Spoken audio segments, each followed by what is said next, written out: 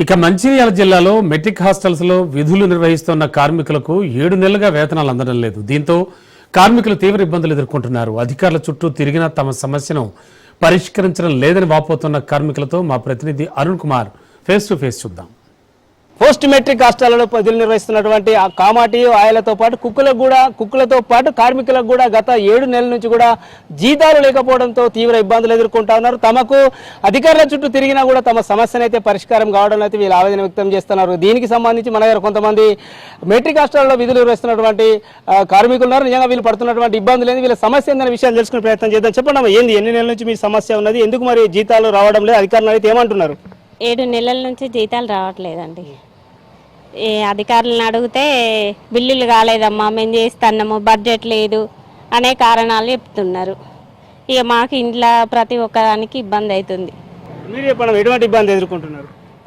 మేము ఇప్పుడు మాత్రం మాకు జీతాలు లేకుండా ఇంట్లో రెంటు పిల్లలకు మాకంతా బాగా ఇబ్బంది అవుతుంది కదా. 2 నెలల సంది మాకు జీతాలు లేకపోతే ఎవరికైనా ఇబ్బంది అవుతుందా కాదా?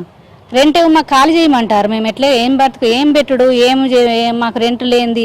రెంట్ ఉంటేనే కదా మేము పని చేయగలుగుతాం, రెంట్ కడితేనే కదా పని చేయగలుగుతాం. వచ్చి మాకు రెంట్ కట్టుకోకుండా వాళ్ళు ఖాళీ చేయమనడు, మాకు జీతాలు రాకపోవడు, మాకు చాలా ఇబ్బంది అవుతుంది.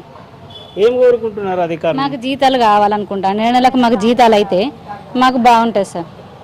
దీనికి సంబంధించి మన దగ్గర మరికొంతమంది కార్మికులు చెప్పండి, మీరు ఎటువంటి ఇబ్బంది ఎదుర్కొంటున్నారు? 7 నెలల నుంచి జీతాలు రాకపోతే ఇల్లు గడిచే పరిస్థితి ఎట్లా ఉన్నది, నిజంగా ఎటువంటి ఇబ్బంది ఎదుర్కొంటున్నారు? ఇబ్బంది అవుతుంది. ఎవరిని అడిగినా అసలు స్పందించట్లేదు. మీ ఇష్టం ఉంటే చేయండి లేకపోతే లేదనే రేంజ్లు ఉన్నారు మా అధికారులందరూ. మేము హాస్టల్ బంద్ పెట్టడానికి కూడా సిద్ధంగా ఉన్నాం, కానీ ఎందుకు పిల్లలు నష్టపోతారని చూస్తున్నాం మేము. లేకపోతే ఈ పాటికి అసలు బంద్ పెడతాం. మొన్న వారం రోజుల క్రితమే మా సార్ బంద్ పెడతాం అంటే నేను స్పందించుతాను పిలిపించిండు, అసలు తప్పించుకొని వెళ్ళిండు. అట్లాంటి పరిస్థితులు అయితే మేము కూడా 2-3 రోజులలో బంద్ పెట్టడానికి సిద్ధంగానే ఉన్నాం. 7 నెలల నుంచి వీళ్ళకు నిజానికి కూడా ఇబ్బందులు ఎదుర్కొంటా ఉన్నారు. కుటుంబాలు గడవడం కష్టంగా మారిందని చెప్తా ఉన్నారు. అధికారులు మీరు ఏమి డిమాండ్ చేస్తున్నారు? వీళ్ళ పక్షాన ఎట్లా మీరు పోరాటం చేసే పరిస్థితి చేస్తారు? ఈ వ్యవస్థ మారాలని పోరాటం చేస్తున్నాం.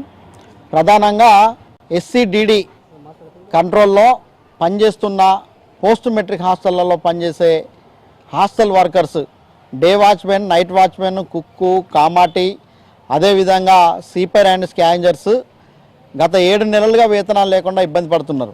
వాస్తవంగా ఈ కార్మికులకు రాష్ట్ర ప్రభుత్వం చాలా అన్యాయం చేస్తుంది. 3 నెలలకు ఒకసారి బడ్జెట్ రిలీజ్ చేసే సిస్టాన్ని పెట్టుకున్నది. ఏదైనా కార్మికునికి నెల ఇస్తే బాగుంటుంది, కానీ 3 నెలలకు ఒకసారి బడ్జెట్ రిలీజ్ చేయడం అనేది గవర్నమెంట్ పొరపాటు.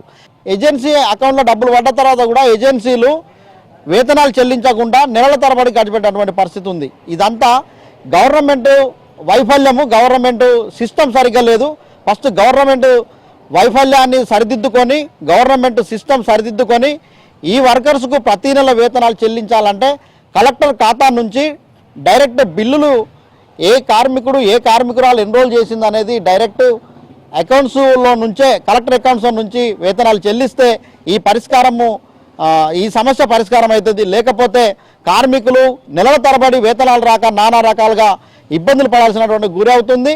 ఈ ప్రభుత్వం తక్షణమే ఈ సిస్టాన్ని మార్చి ప్రతి నెల వేతనాలు చెల్లించేటటువంటి విధానాన్ని తీసుకురావాలని భారత కార్మిక సంఘాల సమాఖ్య IFT డిమాండ్ చేస్తుంది.